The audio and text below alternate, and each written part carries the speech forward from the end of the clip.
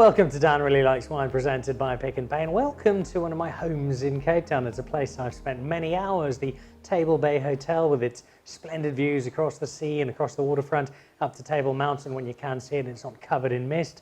But for all of the beautiful views, for all the aesthetics of this five-star hotel that sits at the heart of the V&A waterfront, the star attraction is not the view, it's not even the hotel itself, and it's not, I hope she doesn't watch this, it's not even Joanne, the general manager, as absolutely wonderful as she is. The real star attraction for me is the food and wine, which I love coming down for, and a big part of that is the people who run it. And Jonathan is an integral part of that, and it's a space that I know that you're immensely passionate about, and it's one you've spent a fair amount of time. And give us before we jump into the food and wine at the Table Bay, give us a little bit about your food and wine story, and in particular the wine, how you found your way into the sommelier space. Well, thank you, Dan.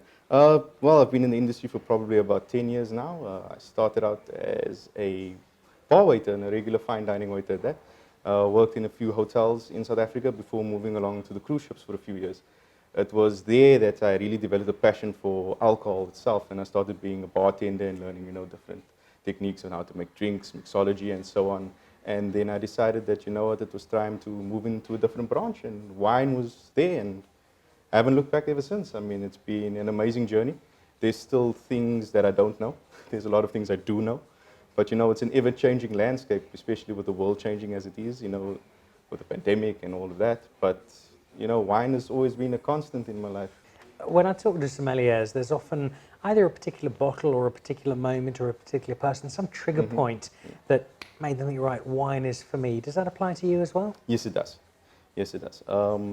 It was actually with the head sommelier that I used to work with on the Crystal Serenity. And he just came to me and said, "You look like you have a lot of fun working behind the bar. Let's open a bottle of Chianti Reserva." And he did, and he opened it in front of me. I just fell in love instantly with it. Beautiful Sangiovese grape from Italy. It was absolutely mind-blowing. And before that, wine had just been, it's just been by the wayside to me because I was into spirits and cocktails. But the journey never stopped there, and I went through the Court of Master Sommeliers. I did the certified level through the ship that I worked in. It was a hard graft. It was actually a year study crammed into about 2 weeks while working as well. So it was amazing, and that was my trigger point. And like I said, came back to South Africa, which is, in my opinion, some of the best wine in the world. Well, you won't find disagreement on Dan Really Likes Wine. We believe that fervently. Working on the cruise ships will have exposed you to people from all over the world, which is not dissimilar now to what you do here at the Table Bay. In terms of South African hotels, this probably sees as diverse an audience, as diverse a customer base as any. How much does it mean to you to be able to showcase South African wine to this audience of people coming from around the world? And what are the challenges for people who maybe don't really know South African wine? Well, that's the thing. People don't really know South African wine. Having started from an international background, I can safely say that my knowledge for international wine was greater than my South African wine when I came home. And it was something that excited me, and it was beautiful to get to go to all sorts of vineyards in the Constantia area and the Stellenbosch area. I mean, I don't live too far from the Constantia vineyard, so, it's right on my doorstep. Why do I need to travel around the world to get the best wine in the world, So, and when it comes to the people, just being able to educate people on South African wine, and you don't have to buy the most expensive French red from Bordeaux when you can get beautiful Stellenbosch Cabernet red blends that just, that can just wow you. Proof that this is a man who knows exactly what he's talking about. You also know what you're talking about when it comes to the art of food and wine together, and it's such a big part of being a sommelier. And while the wine is obviously far more important than the food, getting that duet going, getting that chorus going is so important. How closely do you work with the team, Siba now, whose restaurant we're in, and with the other chefs here at the Table Bay to ensure that the food and the wine have that symmetry? Well, like you say, it's symmetry. The one hand washes the other hand. There's no egos when it comes to food and wine, in my opinion. I mean, nobody's bigger than the plate in front of you or the wine in front of you. And when it comes to food and wine pairing, it's very, it's very subjective to people's palates. You might not like the most expensive wine. You might not like the most richest dish. You like what you like. And my job here, working closely with the chefs, is to identify that balance and make sure that it gets delivered on the table. So the chef's an amazing relationship. Siba's an amazing woman. It's an absolute privilege to work in the restaurant with her. And with the chefs, you know, every day is something new, something different, something more challenging than the next. We roll with the punches. So, Jonathan, you talk a fantastic game, and I'm most admiring of it. But I need you to deliver on talking that game, Cool. because we're in a fine restaurant here. Siba is a celebrated chef. She makes some terrific, terrific food. does. But it needs great wine to go with it. And I've challenged you to select wine that can pair off her food. Are you up for that challenge? 100%. Always ready. All right, so we're going to send Jonathan off to go and find some wine to go with Siba's food. She is an acclaimed chef. He is an acclaimed sommelier. In theory, this should be a match made in heaven.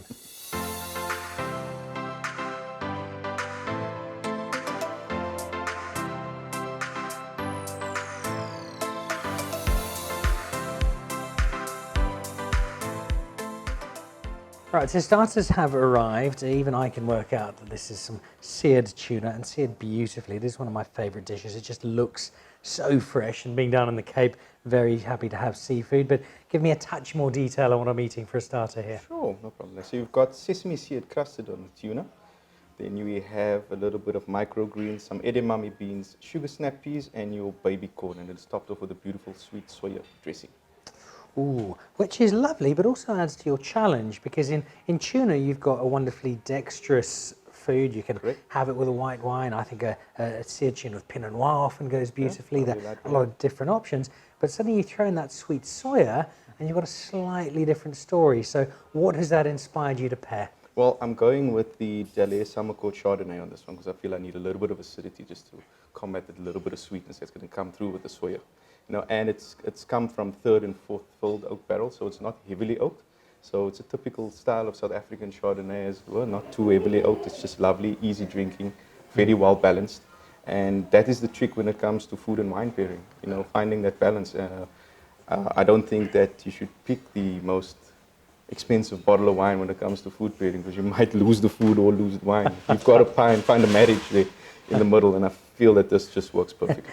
But as it's my challenge, you are the one that's going to be judging here. Your hotel manager is going, no, tell him to pick the most expensive bottle. All right, well, let's give it a crack. This is Morne Frey, the winemaker, who I think we know more for his red wine, but he does make some cracking wines. Very, very good. This is one of them. I have had it before, but I haven't had it in concert with some of the tuna. Important, am I right in this, when you're doing a food pairing, is have some of the wine first just to see how it compares before and after? Of course. You know, whenever you have a little bit of food, your palate changes completely. And that's why it's always important to also have a glass of water when you're having your wine as well, just to clean it a little bit. Oh, it's It's lovely on the nose, isn't it? It is indeed. And it does have that delicacy that the slightly older oak lends to it. It doesn't have that, let's punch you in the mouth with a large branch. All right, here's the challenge. Dum, dum, dum, dum. All right. Fresh greens, a little bit of sweet soy sauce, some edamame beans, which I love. And apparently they're very good for me and will make me live to be 100. So.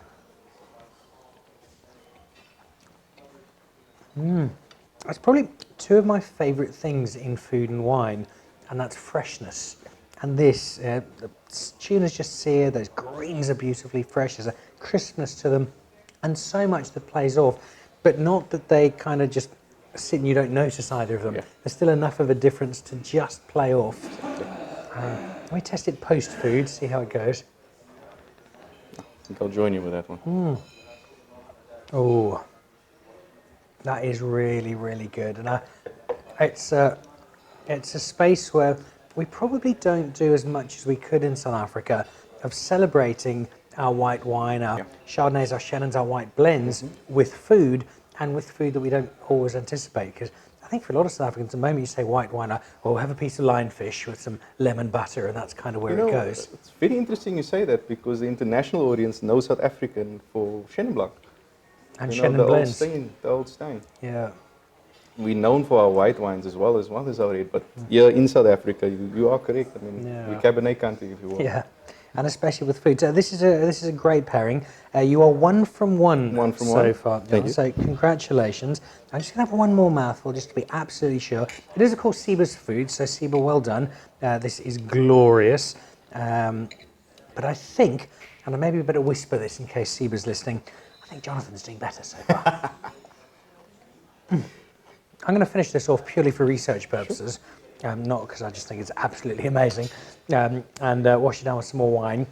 As I do this, I love to start thinking about what's coming up next. What is on my food horizon and what's on my wine horizon? So for your food horizon, we're first going to be serving a palate cleanser, which will be a lovely sorbet. And then on the food horizon, we have Siba's short rib, which will be coming out and be paired with a lovely Merlot. Ooh.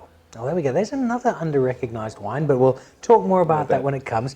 I'll let you sort that out, and I'll get back to the very important work of scoffing down some seared tuna and a beautiful Stellenbosch Chardonnay.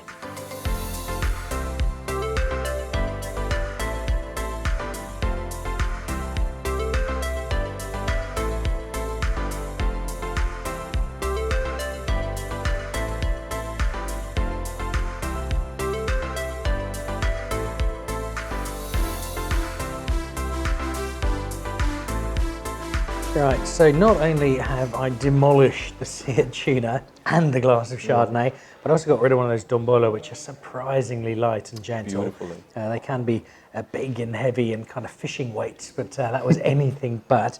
And so now I'm ready for my main course, but you've interrupted my main course because you brought me something else.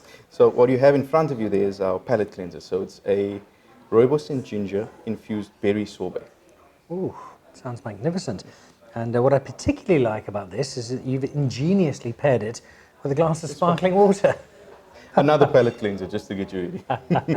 But it's also, sometimes there just are foods where a glass of wine is not going to work. Oh yeah, for sure, for sure. I mean, there's been many a time that people have asked me to pair things with when I don't have the wine of choice. Perhaps if I'm looking at like a really big curry maybe, and I don't have that Alsace Riesling that I'm looking for, just to pair with it, and I say, well, have a beer. All right, I'll well, never send you down the wrong path. we admire the honesty and we'll forgive you for it. So this is, remind me, rooibos and ginger berry sorbet. Rooibos and ginger infused berry sorbet. Ah, the infused part, I missed that, very important. All right, I'll tuck into this, and straight after that there is short rib and Merlot coming my way, and I think that's going to be a hell of a contest.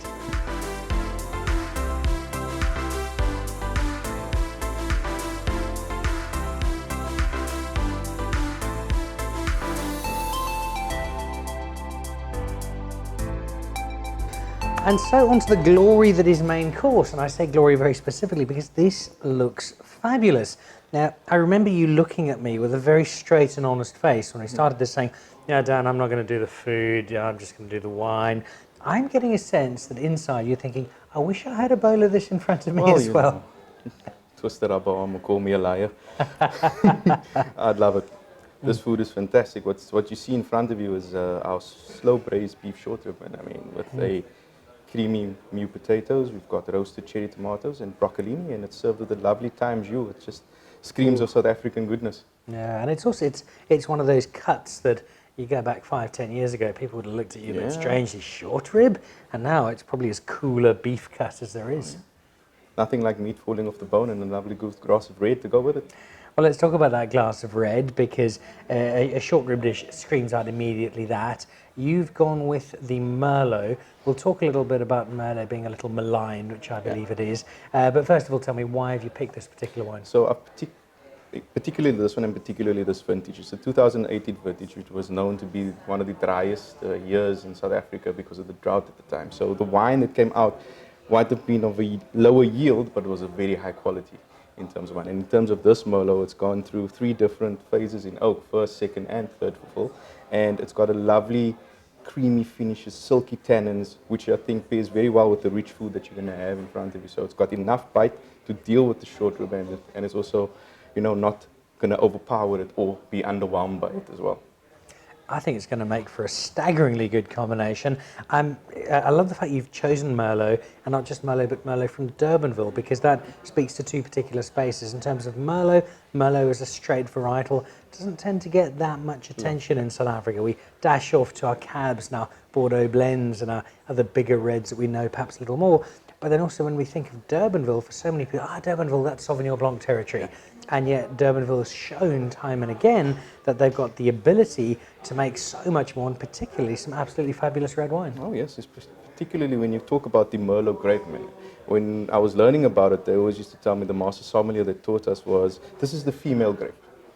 And And we asked him why, because if you don't treat it right, it's going to knock you in the face. So, you know, when it comes to Merlot, the winemakers, when they make a fantastic Merlot, you know they pour their heart and their soul to it, and it's usually a very, very beautiful dish, especially this one from Durbanville.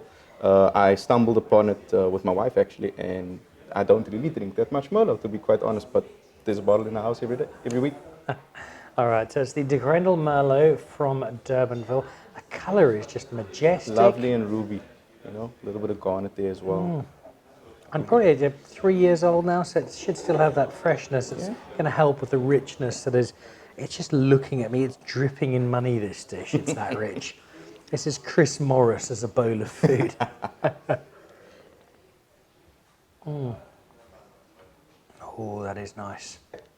It's that silkiness of Merlot that's for so long had to play such a background role in blends, and I think we reference it regularly on the show. Anybody who watched Sideways went out and bought 20 cases of Pinot Noir and poured all their Merlot down the drain, which is such a shame, because here's just another reminder, Merlot is glorious. And you know, like you say, they use it in blends, but they use it for the balance. You know, it really finds the middle ground perfectly when it comes to the red blends. It makes it not too overpowering, but as a grape varietal on its own, I mean, it still has enough on top of that softness. Still has enough on top of it. You Right. feel that tannin still gripping you slightly, does just do that. slightly. All right, so the wine itself is fabulous. Jonathan's put a great wine on its own. How does it go with the food? Well, let's try the food first up. So this is Siba's short rib, which can be yours at the table bay. Just book a table and come on down. Aha.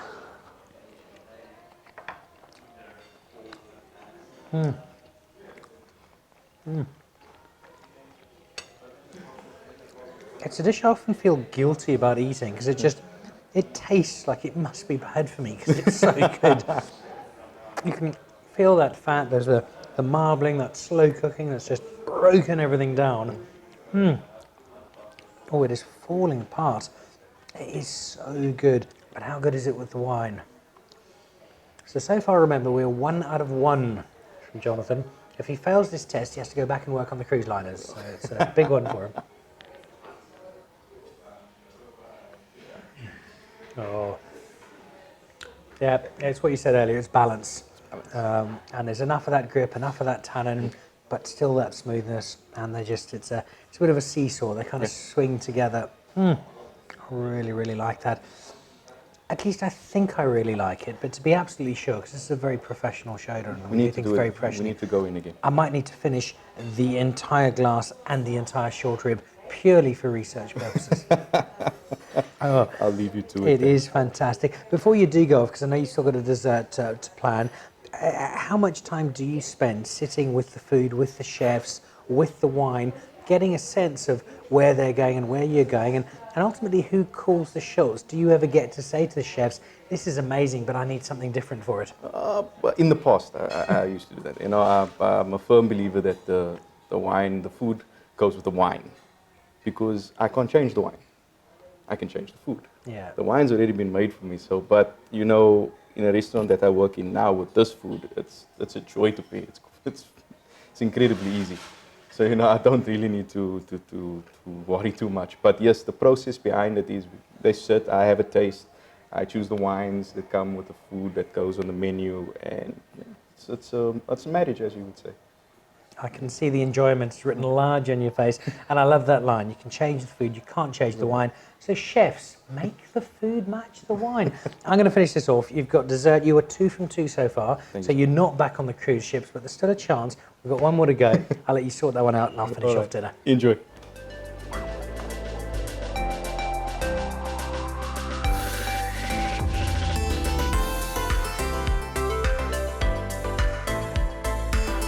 So I really liked Jonathan when he decided to pair that first dish of seared tuna with a light, fresh, zesty Chardonnay. I liked him immensely when he decided that a Merlot out of Durbanville Hills would sit beautifully with the short rib, which it did. But I think, with apologies to both of our wives, I might almost have slightly fallen in love with you when you decided that this is what we would have. Because if there is any space of wine, I know I talked about Merlot being a little neglected, but gee, it's almost criminal how how little time and attention we give as South Africans to our dessert wine. You know, and it's quite a shocker for me because we've got the best dessert wine in the world. That's bar none, to be quite honest with you. But I mean, this one in particular that I've picked is just someone, it's a little bit off the reservation. It's in Citrusdal from Picaneers Group. So, you know, this is Tiruk Vineyards, lovely straw wine. Would you like me to explain what is the difference between straw wine? I think that's important because if we look principally at the moment in terms of the dessert wine that the world will know, the Van de Constance is the big one, it's the rock star, but it was the Olarase, the straw wine for the Mullineaux, that got 100 points recently. So there's the established icon versus the new kid on the block, and it's that new kid, that straw wine, which is the same style as this. For people who don't really understand, what is the difference between the different styles and what makes straw wine so particular? Typically what straw wine is raisin wine, which means it's made from dried grapes. And then they press the juices from there and you get what's in front of you this evening. So it's not made from a fully juiced grape. It's aged a little bit more. It's dried out first before it is pressed and made into wine. And how would that differ from other types of dessert wine? Oh, well, firstly the color. It will obviously be a little bit dark in color because of the raisins that come through. And then, of course, the taste and the smell. So it's got a very raisiny smell to it. Yeah, it You does. can pick it up, you know. Lovely. It smells sweet. It is sweet. That's exactly what it says it is. And it's perfect for desserts. In terms of the colour, it looks like the kind of thing you're going to get served in a Bangkok backpackers. It's going to make you lose your memory and wake up with one kidney and 6 new tattoos.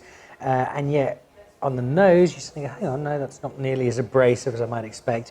And then when you taste it, that's when the rest of the universe shuts down and you just ascend to heaven accompanied by angels. You know? And you're getting a dessert on top of that. Oh, we are indeed. Well, tell me about this dessert, because I'd almost completely forgotten about it. So excited was I by the Tiruk straw wine. But this looks fantastic. It does appear as though somebody spilt some popcorn on top of it. Well, it's called the caramel ice cream popcorn cake. Ah, that kind of tells me what it is, doesn't it? It tells you exactly what it is. So I urge you to dig in and then try the straw wine. All right, I'm going to try the straw wine first, just because I can't resist it. Yes. I love the colour, the depth of it, and I have to. It looks like it might be an Armagnac or something similar. It's not. It's just glorious, and it's so much softer. Oh dear. The problem is that it's way too easy to drink. Yeah, I find, when I get to the 7th or 8th bottle, I really say, you must stop, Dan. Luckily, they only make small bottles of these. Oh, that is glorious. And it's also, and it's something very similar for me to the Van de Constance, where people who've had dessert wine have occasionally been given one that's just that saccharine, sickly sweetness, kind of like rosé used to be 15 years ago. It used to have a balance. And yet, initially it hits you with that sweetness, but then it disappears and you get that savoury finish and it becomes a wine that's got that sense of balance that we seek in everything we drink. Mm-hmm. Exactly. Oh, all right. That isn't nearly as sweet as you think. This, I suspect, will probably see my dentist bill go through the roof, but it's a price I'm willing to pay. It is popcorn, ice cream, chocolate cake. So it's got a lovely praline at the bottom, made with nuts and peanut butter, and then we've got the vanilla and chocolate ice cream on top with your caramel popcorn. You know what this is? This is Siba coming home brutally hungover and charging through her fridge, wanting a sugar rush and throwing in everything she can find. I plead the fifth on that one. I'll tell you what, if Siba does it, I'll eat it. She's brilliant. All right, here we go. I'll tell you what I do like about this, is that there's been not a trend, but there's been a number of our younger chefs across South Africa getting a little bit carried away, and they try to do too much with dishes. And suddenly, instead of those 3, 4, 5 basic ingredients, you've suddenly got 72 different things in one dish. And it makes it sound and look amazing, and then you eat it and you're a bit let down. This has got a fair bit in it, but not too much. It's not overwhelming in terms of where on earth am I going with it. It's like the wine in balance. And it's not nearly as sweet as I was expecting, which is great. I think that peanut butter just gives it that little savoury nudge. Yeah. And it's got the saltiness that comes in through the praline as well. Salted caramel, probably the biggest dessert trend we've had in the last 5 years. Very true. All right. Now, normally I wouldn't eat any more of this, but Jonathan's watching. I don't want to upset him, and Siba's probably watching on the security cameras at the moment. So I'll have one more little spoon. We've had a splendid meal, and I commend you on the wine that you've paired with it, because what you've done is often a trickier art than I think people give credit to, because you've produced wine that on its own you can drink more than happily, but it's also managed to play off the food. And with food and wine, I always think of it as being almost a wrestle. You want them to both battle for ascendancy, but nobody's ever quite win. Yeah. And I think that's what you've done here. So thank you for that. Thank and I really appreciate it. I would like to ask you one last question, though, before we send you off to look after far more needy people than me as I crunch my way through the menu. The South African wine landscape, you've travelled the world, you're now back home, very happily so. We're coming through and hopefully out of some very difficult and challenging times. What for you as a sommelier, as a key member of our wine industry, would you like to see in the next few years happen in South African wine to try and take what I think we both agree is already a fantastic industry and a very successful one up to that next level? I think diversity, and I think getting more, I won't say younger people involved, but I mean, you know, wine has always been pigeonholed to your elderly, a little bit older, you know. You're over 30 years old, you drink a lot of wine, whereas before it's all spirits and it's tequila shots and everything, whereas wine it's beautiful as a more of a social get together, you know. In the times that we're living in, where we can't be social anymore and it's been taken for granted, wine still brings people together. As it has brought us together this evening, for which I'm enormously grateful. Jonathan, thank you. It's been an education for me. Fabulous food, splendid wine, and your story, which is terrific. And I suspect you're going to be seeing a bit more of me here, because the food's great, the wine's even better, and I love the Table Bay. Looking forward to it. Thanks, Dan. So there we go. Dan really likes wine, on location at the Table Bay in Cape Town, enjoying some of the food from Siba at her pop-up restaurant. Won't be here forever, so get here quickly. And also some terrific wine thanks to Jonathan and the cellar here at the hotel. This is Dan Really Likes Wine, presented by Pick n Pay. We'll see you again next week. Goodbye.